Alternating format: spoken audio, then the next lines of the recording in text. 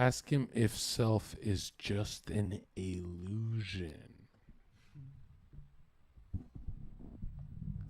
John, what do you think? Um, yeah. What did the Japanese had a saying? You have one mask that you don't take off ever to anyone, and it's who you are. Then you have an another mask for your family and mask for friends and society, right? But yeah, there is. I never understood the illusion thing. Self. I mean, if you think about it, right? We all walk around as phonies, and the people who are less phony, then we look up to those guys, right? I I never understood that question. The illusion, like in the way I see it, is like having a strong sense of self is the only buffer you can have against the outside world, a dangerous world. Yeah, it's sort of like an armor. We call it the inner citadel. What? The inner citadel. You have something to retreat to when things become very damaging. That's why I was mentioning when something traumatic happens, we lose our sense of self. We build an identity from the trauma. So what we try to do in therapy is how do we create a sense of continuity that goes back past the trauma? So if I build up this identity with my family rings and I lose my grandmother, a piece of my identity is so cracked that I feel shook. I'm shook forever. It's not actually losing the grandmother, it's really losing a part of your life. Yeah, also grandmother, yeah, but right?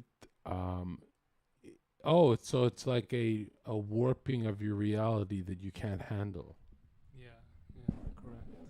That's why it's so dangerous, man. Like you have to be very careful about like So, so why should we judge a homeless guy if he like his whole family died and shit and he had the worst hand in life? He's been given the worst hand. I would be faster to say his mental health is strong that he didn't kill himself. Like he lost everything. since becoming a counselor, I can't judge anybody for anything. It's the and that's why like when I hear John like yo fuck this guy fuck that yo but like they're all pedophile like you like just say random shit and I'm like man it's like I can't because I work with this day in day out where I see what's happening behind the scenes. You don't see what's happening behind the scenes. You just see the sort of Sometimes I wonder how dangerous empathy can be. Because if I go to, let's say, a man named Tyrone, and I want advice from Tyrone, if Tyrone empathizes with me too much, he becomes human to me, and I'm scared because I'm damaged and human. But if he cannot empathize and just gives me badass advice, he's this iconic thing I'm striving to be. So sometimes I think empathy can weaken family and friends a lot. Because let's say your dad, if he's iconic, never cries, right? He'll do more for your mental health than right, but he'll do more for my mental health being that iconic Superman than him empathizing and crying with me. of course.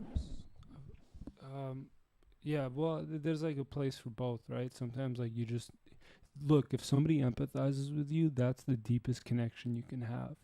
That expels that sense of isolation and loneliness that we talked about. But on the other hand, yeah, if you have like some buffer against, the dangers of the world and it's your father, that's very powerful. Not too many people have that.